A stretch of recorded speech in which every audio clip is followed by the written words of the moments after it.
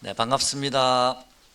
자, 오늘이 2월 21일입니다. 화요일인데요. 밤 7시 31분입니다. 뭐 특별하게 무슨 뭐 동기가 있어서 제가 여러분께 영상을 올린 건 아니고요. 지난주에 잠깐 제가 여러분께 금요일이었나요? 목요일이었나요? 영상을 한번 올려드린 적이 있는데 그때는 마이크 상태가 너무 좋지 않아서 잡음이 많아서 제가 올리고 나서 30분인가 있다가 다 삭제를 다시 해버렸습니다. 그때 듣고 계시는 분이나 다 듣고 다 들으셨던 분도 계셨던 것 같은데 조회수를 보니까 그런 분들은 뭐 이렇게 대충은 들으셨겠지만 그때 제가 단기적으로 수익률을 내시려고 그러면 제가 그때 철강이나 하학주로 들어가셔야 됩니다. 좀 더 올라갈 자리가 있습니다 라고 말씀을 드렸죠. 특히 하학주는 그날 영상 올려드린 날이 첫 양봉이 뜨는 날이라서 효성학을 예를 들었죠. 첫 양봉이 뜨는 날이라서 지금 조금 조정을 받으면 그 다음날 좀 들어가셔도 크게 무리는 없다 라고 말씀을 드렸는데 하학주가 오늘 또 두 번째 양봉을 띄웠습니다. 자, 다시 내일 모레 좀 조정을 받겠죠. 계속, 그죠? 그런 다음에 마지막 한 번 더 양봉이 뜨겠지만 그 마지막 양봉은 조금 약하지 않을까. 어쨌든 한 번 더 양봉은 남지 않았나. 내일이나 모레 정도는 아마 2, 3일 정도, 3, 4일 정도 조정을 좀 들어올 수는 있습니다. 하학주 같은 경우는요. 자, 아니면 시장이 2, 3일, 3, 4일 조정을 받을지 아니면 하학주가 조정을 받고 또 다른 섹터가 잠깐 그 사이에 반등을 할지는 모르겠지만 이 하학주가 사실은 지금 마지막으로 가장 마지막에 반등을 주는 섹터 테마라기보다 섹터였거든요. 철강 하학주가. 그래서 다른 우리 뭐 IT든 뭐든 다 올랐지 않습니까? 마지막으로 반등하는 섹터라서 이 철강 하학이 만약에 어느 정도 고점이 단기적으로 나오고 나면 그 다음에 또 어느 테마나 섹터가 이것을 받아서 이렇게 리턴을 할 수 있을까? 리턴 매치를 아니면 시장 전체가 한번 조정을 받을까? 뭐 그런 고민도 좀 해봐야 되지 않을까 싶습니다. 자, 이제는 조금 우리가 조심하면서 단기적으로 말씀을 드리는 겁니다. 조금 조심하면서 우리가 매매를 해야 될 듯 하고요. 단기적으로요. 상반기 중에는 크게 지난 저점을 깨지는 않을 것 같습니다. 하반기에도 뭐 깬다 그런 뜻은 아니고요. 이제는 어느 정도 저점이 나와 보이죠. 여러분도 보시기에도 그죠? 왜냐하면 10월 달에 작년 10월 달에 외국인이 1차 매집 들어왔죠. 그때도 한 5조 가까이 들어왔다가 6조 정도 들어왔죠. 그 다음에 6조 중에서 외국인들이 한 2조나 3조 정도 던졌죠. 절반 조금 못되게 던졌죠. 그런 다음에 이번 1월달 다시 또 들어왔기 때문에 외국인들이 지금 한 7조 정도, 8조 정도 샀나요? 코스피를요? 하여튼 많이 샀죠. 그 물량들을 던지지 않는 한은 지난 저점은 깨기 힘들다라고 보여집니다. 이제는. 자, 외국인들이 그 물량을 다시 던진다는 것은 새로운 뭔가 큰 악재가 터진다는 얘기인데 지금 분위기로는 아마도 적어도 상반기에는 그럴 가능성이 좀 적지 않을까. 다만 이 주식이 계속 추세적으로 올라가기는 좀 어렵다라고 보여지고요. 제 개인적인 생각에는 주가는 계속 옆으로 행보할 가능성이 있어 보입니다. 그거는 올해뿐만 아니고 내년에도 일정한 박스권 내에서 이렇게 행보할 가능성이 많고요. 그러면 올해든 내년이든 이런 구간, 이런 식의 주가가 움직일 경우에는 매매 방식을 좀 달리 하셔가지고 일방적으로 주식을 사서 그냥 홀딩한다고 해서 꼭 수익이 나는 건 아닙니다. 이럴 때는요. 추세적으로 상승하는 구간이 아니기 때문에 또 인버스를 사신 분들도 일방적으로 지금 하락하는 구간도 아니기 때문에 인버스나 레버리지를 사신 분들은 크게 수익을 내기가 물론 요 박스가는 고점에서 팔고 저점에서 사고 이런 매매는 괜찮습니다. 인버스 레버리지 하시는 분들은요. 그리고 종목을 이렇게 매매하시는 분들도 지금은 일정 부분 오르고 나면 고점에서 매도하고 다시 저점에서 잡는 변동성을 이용한 매매를 하셔야만이 올해도 그렇고 내년도 그렇고 조금 수익을 극대화시킬 수 있습니다. 일단 그거를 잘 기본부터 그 기초부터 그 개념부터 꼭 잡아 놓으셔야 되고요. 제 생각이니까 여러분 참고로만 하십시오. 두 번째는 이 시장이 지금 어차피 그동안에 급락을 하면서요. 시장이 급락을 하면서 모든 이동 평균선들이 다 역별이 되어 있었지 않습니까? 급락하면서 그죠? 역별이 되어 있다가 이제 일봉상으로는 반등을 계단식으로 반등이 들어오면서 이제 240일 정도 선 그죠? 241 선 위에 달랑달랑 해 있죠, 그죠? 241선이 사실은 굉장히 중요한 선인데 추세를 결정하는 굉장히 중요한 선이거든요. 근데 어쨌든 241선 그 아래 위로 왔다 갔다 달랑달랑 하고 있거든요. 차트상으로 보면 코스피 한번 볼까요? 네, 코스피 차트상으로 보면 한번 보시죠. 월봉 볼게요. 일봉 보시죠. 이게 241선이거든요. 241선 위에서 달랑달랑 하고 있습니다. 보통 일반적으로요. 241선 위에서 놀고 있으면 네, 추세가 상향 추세라고 보고 241선 밑에서 놀 때는 이거는 추세 전환이 아직 아니라는 얘기죠. 뭐라 그러죠? 우리가 이거 하방 추세라고 얘기하거든요. 그죠? 근데 지금은 그동안에 계속 하방 추세만 유지하다가 드디어 이 241선을 살짝 돌파했다가 밀렸다 하면서 지금 간당간당 내가 상방으로 갈까 아니면 하방으로 갈까 고민하고 있는 시점이지 않을까 싶고요. 근데 좋은 것은 보면 이 차트가 이평선이 지금 하나씩 모이고 있습니다. 그죠? 자, 주가가 이렇게 역별이 되다가요. 보통 일반적으로 계단식으로 21선 돌파하고 나면 다시 눌림받고 60선 돌파하면 다시 눌림받고 이런 식으로 하나하나씩 돌파해 나가다가 이렇게 이 역별된 상태에서 이제 240일이나 120선까지 올라오게 되면 자연스럽게 그동안 내려오던 단기 이평선은 다시 우상향으로 돌아서고요. 중장기 이평선들은 다시 내려오다가 옆으로 행보하게 되거든요. 그러면 자연스럽게 단기와 중장기 이평선이 보통 많이 모여집니다. 그죠? 그런 시점에서 행보를 하다가 위냐 아래냐 에너지를 발산하게 되는데 지금 현재 모양은 어쨌든 밑에서 올라오면서 이평선을 모으면서 그 위에서 왔다 갔다 하고 있기 때문에 보통 이런 차트의 모양들은요. 그냥 차트의 모양만 봤을 때는 이미 어떤 추세를 돌리기 위한 준비 과정이라고 봐야 되지 않을까요? 저는 차트 모양만 놓고 본다면 지금은 그런 과정이라고 생각이 되거든요. 다만 이 박스 끝내, 이 좁은 박스 끝내에서 단지 주가가 옆으로 세우면서 행보하기 때문에 그 구간에서는 테마별로 종목별로 계속 순환매가 왔다 갔다 할 가능성이 있거든요. 또 시장이 한번 밑으로 훅 출렁거렸다가 다시 반등 주고 또 반등 줬다가 다시 또 출렁거려 이런 식으로 계속 박스권에서 아마 변동성이 계속 나올 가능성이 있는데 이렇게 하면서 이평선이 완전히 모여진다. 일봉상으로는 이평선이 모여진다 하더라도 또 주봉상으로는 또 어쨌든 주봉은 더 느리지 않습니까? 그러면 위에서 내려오는 이평선을 또 돌파를 해야 되죠. 그죠? 일봉은 딱 240일까지 올라왔지만 주봉상으로는 아직도 60일선도 돌파하지 못했습니다. 60일선이 바로 2500선 바로 위에거든요. 그래서 아직 주봉상으로는 60일선도 돌파를 못했기 때문에 여전히 역배열 상태라고 보시면 되는데 다만 5일선이나 21일선은 다시 우상향으로 돌고 있고요.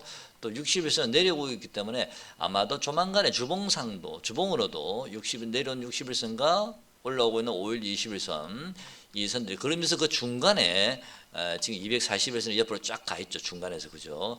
자, 모을 수 있지 않을까 이렇게 모아지다가 주봉상으로도 방향을 결정할 듯합니다. 월봉도 보시면 자, 역시 내려오고 있는 21선이 있거든요. 자, 역시 역배열이 되어 있죠. 물론 정배열되어 있는 단기 이평선이 있습니다만은 그래서 역시 이 친구가 좀 더 내려오면서 주봉, 일봉도 좀 어느 정도는 좀 수렴하는 과정이 나오게 되면 시장은 다시 한번 어떤 방향성을 보이겠지만 그 전에는 여전히 좁은 박스권에서 전에 말씀드렸죠.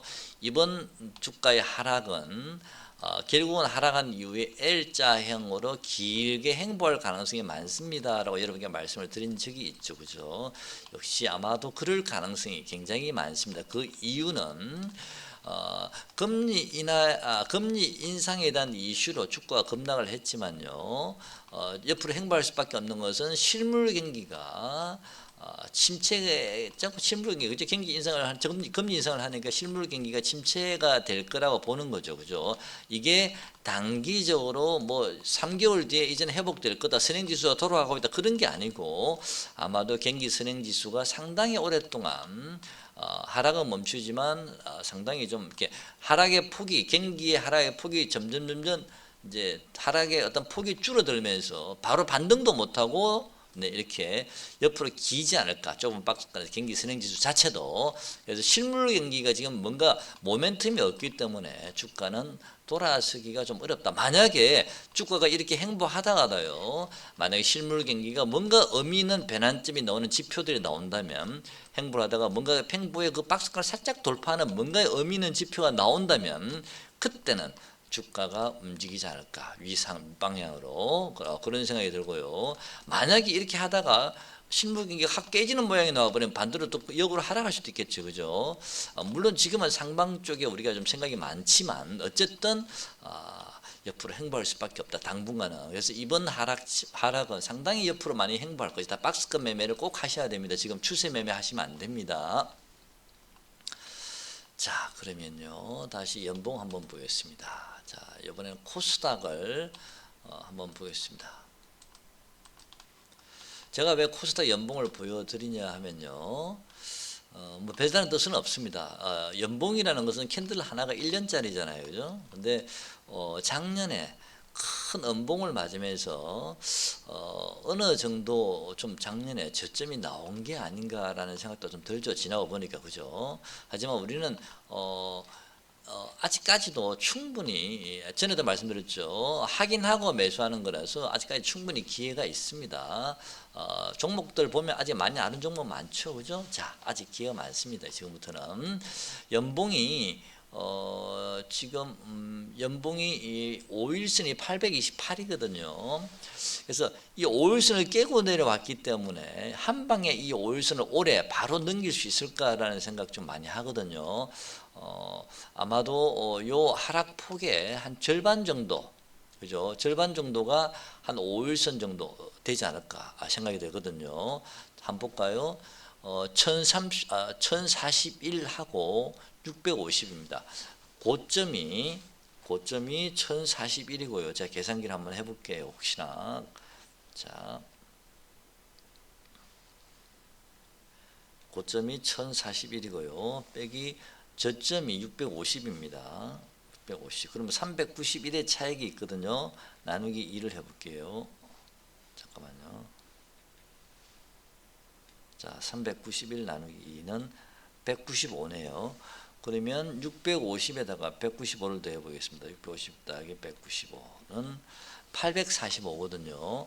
자, 그러면 이 고점과 지난번 큰 음봉을 맞았을 때 고점과 저점 라인의 절반 정도 지점이 845 정도 됩니다. 845, 이 정도 되거든요. 대략 이 정도거든요. 이게 5일선을 바로 뚫고 올라가기는 어렵고요. 5일선 정도나 5일선을 살짝 뾰족 머리를 내민 정도, 요 정도까지가 올해의 최대치가 되지 않을까라는 생각도 조심스럽게 일단 한번 해보고, 왜냐하면 우리 저기 일반 개별 주식들도요, 이렇게 음봉이 크게 한번 떨어지잖아요, 그죠? 떨어지게 되면 그 다음에 반등을 주더라도, 당장은요, 반등을 주더라도 이 하락폭의 절반 정도 이상은 바로 못 넘긴다 그러잖아요, 그죠? 그런 다음에 반등 주고 그 다음에 조그맣게 하락을 주다가 그 다음에 반등을 할 줄 몰라도, 그죠? 그래서 일단 800 최대치가 한 850 정도라고 본다면요, 코스닥만 상승이 올해 안에요, 850이라고 본다면 지금 793이니까요. 그렇게 많이 남아있지 않다라는 얘기입니다. 제가 말씀드리고 싶은 여유 공간이에요. 상승할 수 있는 룸 자체가 많아봤자 이제는 50밖에 안 남았고요. 당장 이 5일선은 얼마냐면은, 5일선 당장 걸리겠죠, 그죠? 올라가더라도 5일선은 828입니다. 5일선은요. 자, 828이거든요. 그럼 지금 793이니까 거의 30밖에 안 남았습니다. 상승할 수 있는 룸이요. 828에서는 분명히 한번 걸렸다 가거든요. 그래서 조금 더 상승할 룸은 남았지만, 만약에 올해 전체를 놓고 봤을 때요, 지금은 상당한 수준까지 어느 정도 올라온 게 아닌가라는 생각도 하고 있습니다. 개인적으로는요. 조금 더 상승할 수 있는 룸은 아까 제가 말씀드린 1차는 5일선이 있는 828이고요. 최대 850 정도라 봅니다. 만약에요 850을 돌파한다든지 그렇게 되면 또 얘기가 좀 달라지겠지만 저는 개인적으로는 이렇게 장대 음봉을 맞았기 때문에 이번에는 양봉 나오고요. 그 다음에 내년에는 또 10자행 정도 나오고 나서 그 다음에 또 다시 양봉이 나오는 뭐 그런 식의 파동을 그리면서 가지 않을까? 자, 그런 생각도 한번 해봅니다. 이미 이 출발선은 여기서부터 출발이 된 게 아닌가 싶고요. 여기서 1파 상승이 나왔거든요. 그 다음에 2파 조정이 들어왔는데 2파 조정이 상당히 깊게 들어왔습니다. 그죠? 저는 여기서부터 이미 코로나 때부터 이미 출발이 나왔다라 보고 있고요. 이때 거래량을 보시면 상당히 거래가 많이 터져 있습니다. 이 코로나 때. 이때 저는 굉장히 매집이 많이 됐다라 보고 있습니다. 매집이 많이 됐고 이미요. 그 다음에 이번 하락은 이때 거래량보다 거의 많이 거래가 축소된 그런 음봉이 나왔거든요. 거래가 위에서 많이 터지지 않았다는 얘기죠.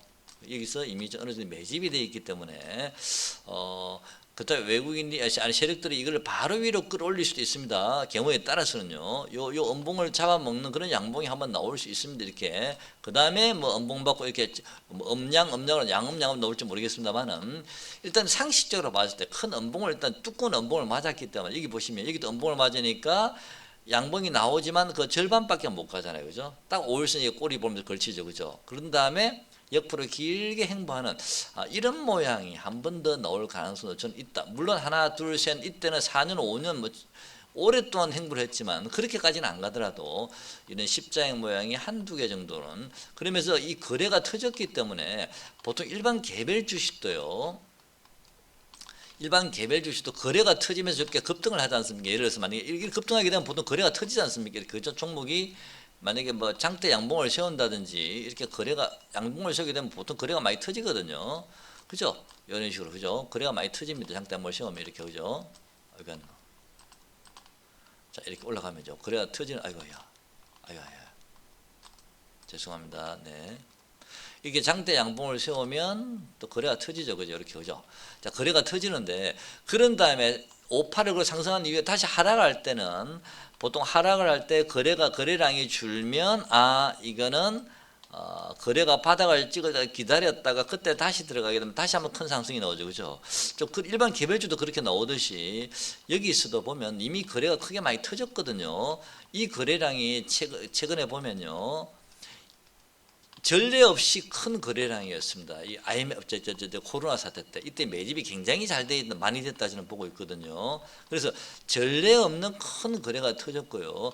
그다음에 이 거래량이 많이 터졌기 때문에 조금 식혀줘야 되지 않습니까? 그래서 거래를 좀 죽이고 있는 과정이라 보고 있고 어떤 혹자들은 이번 반등은 거래가 별로 없기 때문에 반등이 아니다. 이거는 다 속임수다라고 생각하시는 분도 있으시더라고요. 물론 당연히 거래가 없이 반등이 들어왔으니까 이거는 속임수라기보다는 약한 반등이겠죠. 그죠? 이렇게 거래를 죽이고 아직 2월 달밖에 끝나지 않았기 때문에 이 거래량은 12월까지 가려고 그러면 어디까지 갈지는 모릅니다. 하지만 이 거래는 이런 식으로 좀 줄여야 된다라고 보죠. 여기까지만 이렇게 줄이고요. 그 다음에 거래량도 여기까지 줄이고 해서 거래량이 하나, 둘, 셋 적어도 고점에서 하나, 둘, 셋 내년까지는 이렇게 거래가 점점 줄다가 그 다음에 내년 이후에 다시 한번 양봉을 세우면서 주가는요. 다시 한번 이렇게 양봉을 세우면서 이렇게 제가 이 조작을 잘 못해가지고 다시 한번 양봉을 세우면서요. 그때 이 거래가 하나, 둘, 셋 주는 거래량보다 살짝 많은 그런 거래량이 하나 딱 터지면서 양봉을 세우면 그때 그 양봉은 굉장히 상승에 대해서 의미 있는 그런 큰 신호라고 저는 보고 있거든요. 그래서 어쨌든 이 거래가 이때 너무 많이 터졌기 때문에 이 보이지 않는 손들이 만약에 그때 이 매집이 됐다면 적어도 3번 정도는 보통 일반 개별주는 3번이 아니라 5번 완전히 죽일 때도 있죠. 그죠? 적어도 하나, 둘, 3번 정도는 좀 거래를 팍팍 줄여야 되지 않을까. 그래서 내년까지는 거래량이 별로 없는 그런 장. 거래량이 별로 없다는 얘기는 무슨 얘기죠? 박스권 장을 만들 가능성이 좀 있지 않을까. 등락이 있는 그런 박스권 장. 이라고 보여집니다. 또 만약에 전저점을 뭐 내년이든 올 하반기든 전저점을 깬다 하더라도 거래가 실리지 않는 그런 하락이라고 보여지고요. 상승을 만약에 한다 하더라도 거래가 실리지 않는 상승이기 때문에 큰 상승이나 하락 자체가 큰 의미를 두기는 어렵다라고 보여집니다. 결국에는 하락하게 되면 얼마 안 가서 반등 줄 수 있을 거고, 상승을 하게 되면 얼마 안 가서 바로 하락을 맞을 수 있는 의미 있는 거래가 실리지 않았기 때문에, 자, 그런 생각이 들거든요. 쉽게 하락할 수 있고 쉽게 반등할 수 있다 보이지기 때문에 지금은 적당한 우리는 변동성을 잘 이용하시면서 매매를 하시면 오히려 개인들은 이런 장이 수익을 내기가 더 좋습니다. 이제 초보이신 분들은 한번 사게 되면 들고 가셔야 되니까, 초보이신 분들은 상승장이 좋은 거고요. 또 어느 정도 이렇게 시간이 지나신 분들은 못 들고 있거든요. 오래 못 들고 있습니다. 그런 분들은 이런 장이 오히려 차트를 가지고 좀 보실 수 있는 분들은 오히려 이런 장이 조금 더 유리할 수 있다. 대신 추격 매수는 절대 하시면 안 되고, 분위기가 좀 많이 한 3, 4일 좀 벌겋게 달아올랐다 하면은 팔아주고 좀 기다리시면 또 2, 3일, 3, 4일 또 시퍼렇게 되고요. 2, 3일 정도. 또 그때는 좀 이틀째부터는 분할 매수, 3일째 또 매수, 분할 매수 하시다가 또 좀 올라오면 또 던지고, 지금은 그런 식으로 매매를 하셔야 되고요. 테마도 순환을 잘 보시고, 많이 오른 테마들은 절대 따라가시면 안 됩니다. 예를 들어 볼게요. 자, 종목을 보시면 예를 들어서요.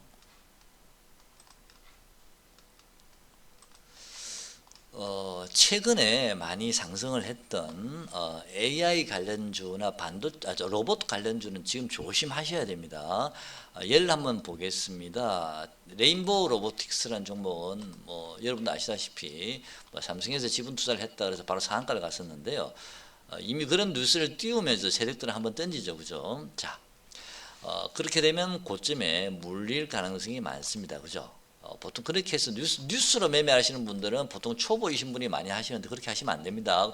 뉴스가 공시나 어떤 뉴스가 그런 말이 떴다는 얘기는, 어떤 신문에든 그 뉴스가 떴다는 얘기는 내만 보는 게 아니라 모든 주식하는 사람 다 볼 수도 있잖아요, 그죠? 관심 있는 분들은. 그런 사람들까지 다 알려진 정보는 그런 정보가 아닙니다. 그건 정보가 아니고요. 모든 사람이 아는 정보는 정보가 아니잖아요. 정보로서 가치가 없잖아요, 그죠? 자, 그래서 그럴 때는 오히려 이미 7부 능선 정도 올라왔구나라고 보시면 되고, 오히려 조금 더 올라가게 되면 바로 고점 넣을 수 있으니까 조심하시라는 얘기입니다. 바로 레인보우 로보틱스가 좀 그런 형태가 아니었나라고 보여지고, 이때 살짝 그 뉴스를 띄우면서 상한가를 보내면서 그 다음에 조정받고 있죠. 제가 가장 싫어하는 게 뭐죠? 이격입니다. 이격이 이렇게만 아직도 벌어져 있거든요. 이렇게 벌어지는 상태에서 계속 치고 올라간다? 이거 그리 못합니다. 그죠? 그래서 이격 축소 과정이 좀 어느 정도는 필요하다라고 보여집니다. 최소한, 그죠? 아니면 이 정도라도 이렇게 이격 축소가 주봉도 볼까요? 이게 장난 아니게 많이 벌어졌거든요. 이런 상태에서 어떻게 올라갑니까? 그죠? 물론 3일 3번 연속 음봉이 나왔기 때문에 단기 양봉은 뭐 이번 주에 나올 수는 있겠죠. 그죠? 지금 나오고 있죠. 요 정도까지만 보시면 됩니다. 이 5일선이 지금 꺾이려고 하는데 5일선 여기가 저는 최대치가 아닌가라고 보여지거든요. 자, 그래서 조금 쉬어가야 된다. 이격이 너무 많이 벌어졌다라는 생각이 들고요. 월봉도 역시 마찬가지입니다. 그래서 이런 종목들은 하나, 둘, 셋. 이런 종목들은 조심하셔야 됩니다. 무슨 얘기 하시죠? 자, AI 관련주나 로봇 관련주는 조심하셔야 됩니다. 꼭 말씀드릴게요. 뭐 그 외에도 뭐 웨이버스, 코난테크 많죠, 그죠? 지금 이 종목도 지금 조정받고 있네요, 그죠? 이미, 그죠? 일봉 한번 볼게요, 그죠? 조정받고 있습니다. 이런 종목은 그래도 덜 이격이 이제는 많이 조정을 받고, 이해도 들어가면 안 되겠네요. 들어가시면 안 됩니다. 네.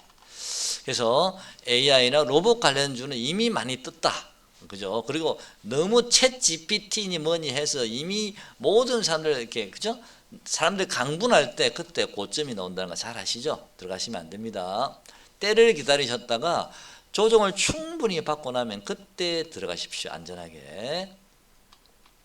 그 다음에 이런 종목이 뜨고 나서 그 다음에 바로 전기차가 떴죠, 그죠?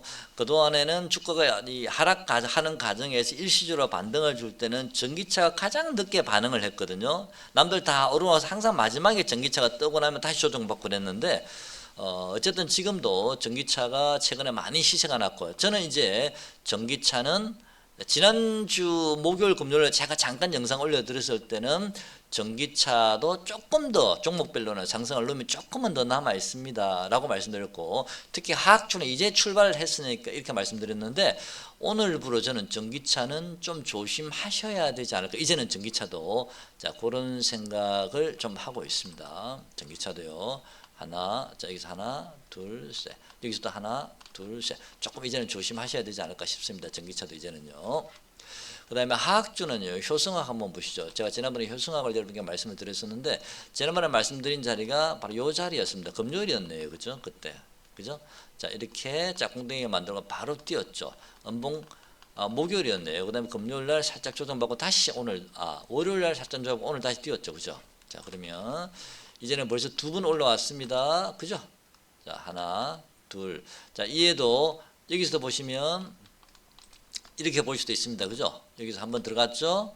그 다음에 내려보고 여기서 1파를 보고요. 잡고 그 다음에 3파 조정받고 마지막 5파가 될 수도 있습니다. 그러면 이 친구도 결국은 241선 근처까지 가게 되면 16만 5천입니다. 지금 15만 4천이니까 대략 한 만원 정도만 더 가면 더 갈 수 있을지 없을지 그건 제가 잘 모릅니다만은 이제는 마지막 5파일 수도 있다는 얘기입니다. 그죠? 그래서 이제는 들어가기가 조금 부담스럽다라고 생각이 됩니다. 조금 더 오르더라도 짧게 프로그램 중간에 장중에 들어왔을 때 짧게 묶어도 그냥 나오는 정도고요. 지금은 들고 가기엔 좀 부담스럽다라는 생각이 듭니다. 그죠? 자, 이 자리 240에서는 뚫기는 어렵겠죠. 그죠? 그래서 하나, 둘, 셋, 넷, 다섯 이런 식으로 갈 가능성이 있는데 지금 이미 요 고점 이 3파 상승의 종가를 이미 돌파를 했지 않습니까? 지금 5파 과정이라고 보여집니다. 그래서 이제는 하악주나 철강주도 조금은 좀 우리가 따라가기는 부담스럽다라는 생각이 나요. 롯데케미칼도 마찬가지입니다.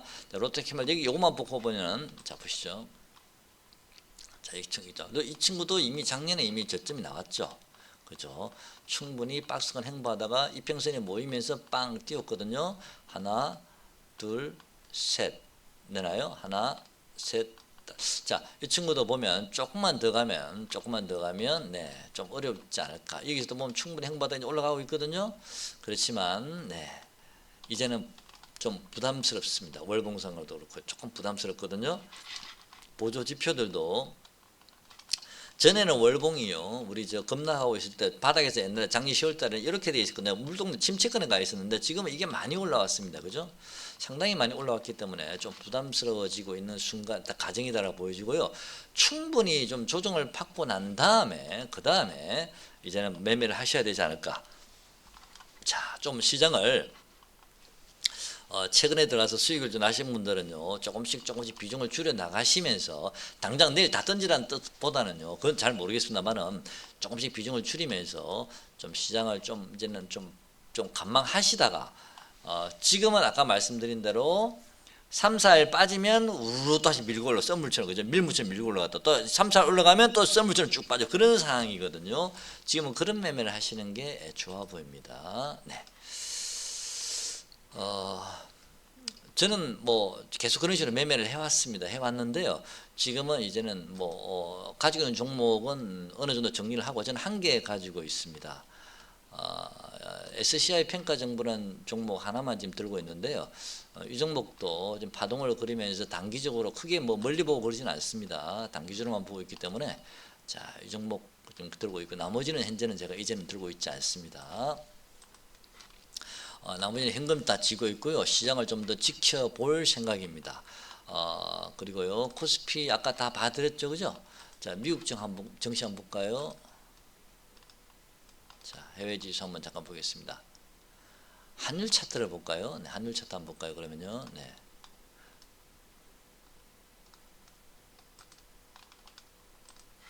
자 위에가 환율이거든요. 밑에가 코스피고요. 자.